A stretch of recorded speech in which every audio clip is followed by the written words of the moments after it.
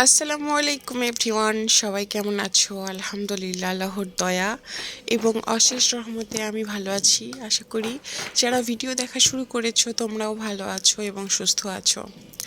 আজকের ব্লগটা আমার শুক্রবারের ব্লগ। সো আমি শুক্রবারের সকালটা দুপুরটা কেমন করে কাজ করলাম এবং কেমন করে আমার শুক্রবারটাকে আমি আসলে কাটাই সেটাই তোমাদের সঙ্গে শেয়ার করব। মানে এটা ডেইলি রুটিন আসলে, বাট ফ্রাইডে মানেই স্পেশাল কিছু, বা ফ্রাইডে মানেই ছুটির দিনটাতে অনেক কাজ থাকে। ছুটির দিন মানেই হচ্ছে যে ছেলেদের ক্ষেত্রে একটা আরামের দিন, আর ছুটির দিন মানেই হচ্ছে মেয়েদের জন্য বেসিক্যালি, বিশেষ করে আমরা যারা গৃহিণী তাদের জন্য কিন্তু একটা টাফ ডে বলতে পারি, কেননা কাজের মধ্যেই থাকতে হয়। আর আমার হাজব্যান্ড যেহেতু চাকুরিজীবী না, সে বিজনেস করে। সো সে যে ছুটির দিনেই বাসায় থাকে তা না, এটা আমার জন্য আসলে অভ্যস্ত। কেননা নিজেদের অফিস যখন তখন যাওয়া যায়, যখন তখন না গেলেও চলে। তো এইটা আমার জন্য আসলে এই দিকটা থেকে আমি ততটাও চাপের ওপরে থাকি না যে আজকে হাজব্যান্ড বাসায় আছে বা কি করব না করব। একটা জিনিস কি, যে বাচ্চারা থাকে প্লাস জুম্মার দিন, আর তাছাড়া সময় কিন্তু খুবই কম থাকে। তো সেই ক্ষেত্রে আমি যেভাবে গুছিয়ে আমার কাজগুলোকে শুক্রবারের দিনটা বিশেষ করে আমি কিভাবে কাটাই সেটাই শেয়ার করব। তো যেহেতু শুক্রবার, আর যারা আমারকে সবসময় দেখো বা আমার ভিডিও দেখো তারা অবশ্যই জানো যে আমার বড় ছেলের বা আমার হাজবেন্ডের না ভর্তা খুবই পছন্দ। তো সপ্তাহে কোনো দিন, মানে মা যাওয়ার পরে না, মানে ডিম ভুনা, ভর্তা এগুলো না একেবারে কমে গিয়েছে। মা থাকলে আমরা খুবই ভর্তা খাই, সপ্তাহে অন্তত একদিন তো ভর্তা খাবই। তো আলু আর শিম আজকে ভর্তা দিয়েছিলাম শুধু সকালের জন্য। ভর্তা থাকলে আমার বড় ছেলে, ইভেন আমরাও পেটটা ভরে একদম ভাত খেয়ে ফেলি। তো আজকে ফ্রাইডেতে সকালে ভাতই রেখেছিলাম, ভাত খাওয়ার পরে না এত ঝাল লেগেছিল। তারপরে চা খাচ্ছিলাম, আর কাজের আপা মিলেও চা খেয়েছিলাম। আপাকে চা দেওয়ার সাথে সাথে না খেয়ে ফেলে, আর আমার আবার এত ধোঁয়া ওঠা চা আমি খেতে পারি না, জাস্ট আস্তে আস্তে খেতে হয়। আপা দেখছি খাওয়ার পরে না একদম পান মুখে দিয়ে চলে আসছে। তো আমি বললাম যে আপনি আমার শাশুড়ির মতো, একদম মানে চা খাওয়ার পরে আবার পান মুখে দিলে স্বাদটা কোথায় যায় বলো। তো উনি হাসতেছিল। তো আপার মতো কাজ করছে, আর আমি ভাবলাম যে ওয়াশিং মেশিনে কাপড়গুলা দিয়ে দেই। আমার শুক্রবারের রুটিনের মধ্যে কিছু কাজ থাকে, একদম নিয়মিত হয়, প্রত্যেক শুক্রবারে আমি কন্টিনিউয়াস করি।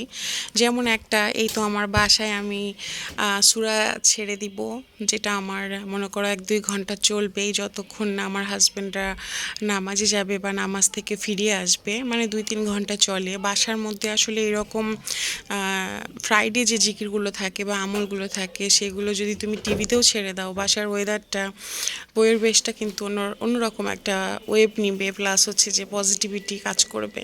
এটা তো আমি সব সময়ই করি, অলওয়েজ। আর শুক্রবার মানে কিন্তু কাপড় চোপড় ধোয়া থাকবে আমার জন্য বিশেষ করে, কেননা বাচ্চাদের এই একটা দিন অফ ডে থাকে, প্লাস আবার স্কুল শুরু হয়ে যাবে, তাদের স্কুল ড্রেস। আর শীত পড়ে না, আমি কাজের আপাকে দিয়ে খুব কম কাপড় ওয়াশ করাই। প্রথমত আসলে ওনারাও মানুষ, তাদেরও খুব ঠান্ডা লাগে, আর ওনারা যেহেতু আমার বাসায় একা কাজ করে না, প্লাস হচ্ছে যে আরও অনেক বাসায় কাজ করে, এইরকম শীতের দিনে আমরাই কিন্তু চাই না পানিতে টাচ করতে, বেশি পানি নাড়তে। আর ওনারা তো সবসময়ই কাজ করে। আবার আরেকটা বিষয় আছে যে আপাকে দিয়ে কাজ, মানে কাপড় ওয়াশ করালে ওই কাপড়গুলো শুকাতে না সময় লাগে 4-5 দিন, যেহেতু রোদটা কম, আর তাছাড়া সবসময় ছাদে দেওয়া হয় না কাপড়টা। তো সেক্ষেত্রে ওয়াশিং মেশিনে কাপড় ধোয়া খুবই ভালো। মানে এই দুইটা দিক বিবেচনা করলে আমার কাছে এটাই বেস্ট মনে হয়। অ্যাকচুয়ালি সত্যি কথা, আমি অনেক সময় ভাবি, আমি আপাকেও বলি যে আপা আপনার শীত করে না, বা আপনি চাদর ইউজ করেন না, সোয়েটার ইউজ করেন না, তখন আপা বলে যে আসলে আপা কাজের মধ্যে না ওগুলাকে ঝামেলা মনে হয়, আর কাজ করতে করতে এমনিতেই গরম লেগে যায়। তো তারপরেও আসলে একটু আমরা একটু বিবেক করলেও তাদের জন্য একটু কষ্ট কম হয়। কারণ আমাদের কাপড় ওয়াশটা না কিন্তু প্রতিদিনই থাকে। এখন প্রতিদিনই যদি একটা মানুষকে বলি আপা ওয়াশ করেন, আপা ওয়াশ করেন, আপা ওয়াশ করেন, সো সেই মানুষটার আসলে কেমন হবে। তাদেরও একটা খেয়াল রাখা উচিত, এটা আমি মনে করি। তো আলহামদুলিল্লাহ আমার হাজবেন্ড এবং আমার বাচ্চাটা নামাজে যাচ্ছে। এই টুকিটাকি কাজ করতে যেয়ে না তোমার একদম নামাজের সময় হয়ে যায়। তারপরে ২ সপ্তাহ ধরে আমার এমন মনে হচ্ছে যে তাদেরকে বিদায় দেওয়ার পরে দেন আমি কিচেনে ঢুকি আমার রান্নার পার্টটা শেষ দেওয়ার জন্য। আর বিশেষ করে মা না থাকার ফলে বা বাসায় কোনো কেউ নেই, আমার শাশুড়ি মা নেই, আমার মা নেই। তো সেইখানে আমি ফ্রাইডে দিনটাতে কী করি, তোমার ফ্রাইডেতে তো মাংস, বিরিয়ানি, পোলাও বা হচ্ছে যে রোস্ট এগুলো থাকবে মাস্ট। এক এক দিন এক একটা আইটেম করি বা এক একটা ফ্রাইডেতে অ্যাকচুয়ালি এক একটা আইটেম রাখার চেষ্টা করি যাতে একঘেয়েমি না চলে আসে। তো সেইখানে আমি সকালে আজকে মুরগি ভিজিয়েছিলাম, তো বুঝতে পেরেছিলাম না যে আসলে সেগুলো কি মুরগি, ব্রয়লার নাকি দেশি। আর অ্যাকচুয়ালি যেগুলো ভিজিয়েছিলাম ওগুলো আমি জাস্ট সুন্দর করে স্লাইস করে কেটে রেখেছি যে সেগুলোকে আমি চিকেন ফ্রাই করব বা হচ্ছে যে একটু বারবিকিউ টাইপের সেগুলো আমি করব, এই জন্য কেটে রেখেছিলাম। বাট ওগুলো না দেখলাম যে না সেগুলো না। তো আমার হাজব্যান্ড নামাজে যাওয়ার আগেই কিন্তু আমাকে মুরগি কিনে দিয়ে গিয়েছে যে না ও সেটা রান্না করো না, দেশি মুরগি রান্না করো। তো দেশি মুরগি নিতে যেয়ে আবার আরেকটা মুরগি নিয়ে আসছে। তো আপা যেহেতু চলেই গিয়েছে এগুলো কাটাকাটি আমাকে করতে হয়, আপা থাকলে আবার কাটা বাছা এগুলো আমাকে করে দেয়। আর কার কাছে আসলে কেমন লাগে তা জানি না, তবে আমার কাছে না, সত্য কথা আমি অলওয়েজ বলি এই কথাটা, যে আমার কাছে কেন জানি মাংস, পোলাও, খিচুড়ি বা বিরিয়ানি বা রোস্ট এগুলো না অনেক ইজি লাগে। কেন জানি মনে হয় যে এগুলোতেই ঝামেলা কম। সবজি তরকারি, মাছ, ছোট মাছ, ভর্তা এগুলোর চেয়ে আমার কাছে ওইটাই ঝামেলা কম মনে হয় কেন জানি। তো এই যেও আমার হাজব্যান্ডরা জাস্ট হচ্ছে যে নামাজে গেল আর আমি মুরগিটা কেটে নিয়ে আর রাইস কুকারে পোলাও তুলে দিব। পোলাও সবসময় আমি রাইস কুকারেই দেই। আর যেহেতু মানুষ একেবারে কম সদস্য সংখ্যা, যদিও আমার কাছে ৪-৫ কেজি ওজনেরও একটা রাইস কুকার আছে, যে সদস্য সংখ্যা যদি ১০-১২ জন হয় তাহলেও কোনো প্রবলেম নেই। তো এই তো আমি রান্নাটা তুলে দিলাম। আর তার ফাঁকে হচ্ছে আজান বাবাকে শাওয়ার করিয়ে দিয়েছি, কেননা আজান যেহেতু নামাজে যায়নি, আজান বাসাতেই আছে। ও মানে বাসায় যখন আমার বড় ছেলে থাকে না তখন মনে হয় আমার বাসাটা একদম সাইলেন্ট হয়ে গিয়েছে, কেননা ও একা একা খেলবে, চুপচাপ থাকবে বা হচ্ছে কোনো ড্রয়িং করবে। আর বড় ছেলে থাকলে দুই ভাই অনেক সুন্দর করে খেলাধুলা করে, তখন না বাসায় একটা মানে চিল্লাচিল্লির একটা আওয়াজ হয়, সেটাও এখন নাই, কেমন জানি স্তব্ধ হয়ে গিয়েছে। তো এই তো আমি রাইস কুকারে হচ্ছে পোলাওটা তুলে দিলাম।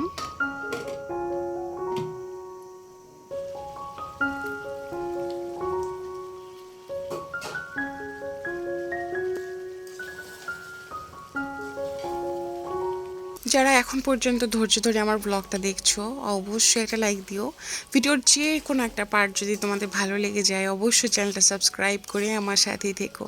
আর তোমাদের মতামতটা অবশ্যই জানিও। আমার কাছে না যে এই যে আলু দিয়ে বা হচ্ছে মুরগির মাংস বা পোলাও, এই কমিউনিকেশনটা না আমার কাছে খুব ভালো লাগে। বা হচ্ছে যে পোলাও চালের যে খিচুড়িটা থাকে এটাও খুব মজা লাগে। বাট ভাতের সাথে কেন জানি আমার বেশি একটা ভালো লাগে না। আর তাছাড়া আম, একদিন আগে হচ্ছে যে আমরা সবজি খিচুড়ি খেয়েছি, নইলে তো আজকে খিচুড়ি করতাম মাস্ট বি। আর আমার বড় ছেলেকেও আমি জিজ্ঞাসা করলাম যে বাবা পোলাও করব নাকি পোলাওয়ের চাল দিয়ে খিচুড়ি করব। তো বলে না আম্মু আজকে পোলাও করো। এই জন্য ভাবলাম যে ওকে, বাচ্চাটা যেহেতু বলেছে। আর গত ফ্রাইডেতে আবার গরুর মাংস আর হচ্ছে যে আলু দিয়ে সুন্দর করে ঝোল করেছিলাম এবং সাদা ভাত করেছিলাম। ওই দিনও আমার বাচ্চাটা বলেছিল যে পোলাও করো, তো করেছিলাম না, তো আজকে আর মিস করলাম না। আসসালামু আলাইকুম। নামাজ পড়েছো ভালোভাবে? বাবা কোথায়? আজু গেটটা লক করো।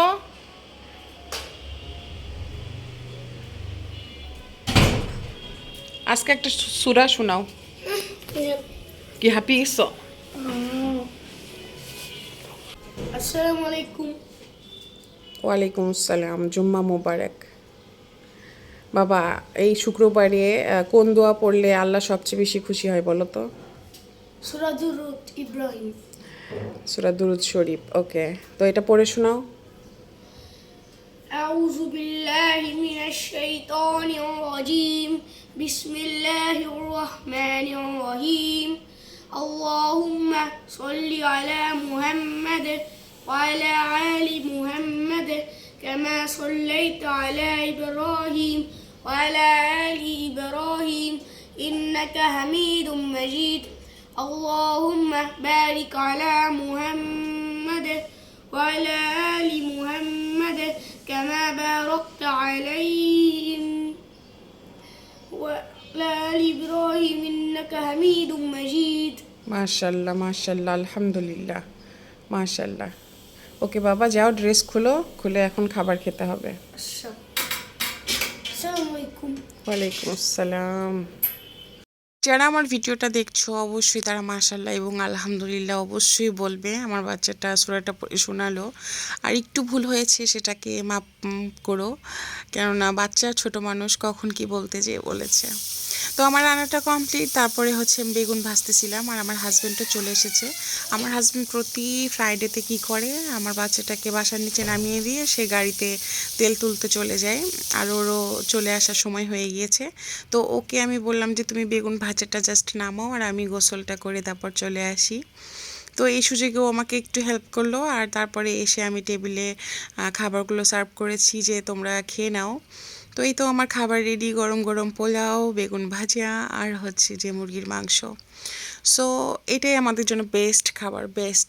আর কোনো আইটেমের প্রয়োজন নেই, বাড়তি কোনো ঝামেলা নেই। আলহামদুলিল্লাহ সময় মতো কাজটা করে শেষ করতে পেরেছি।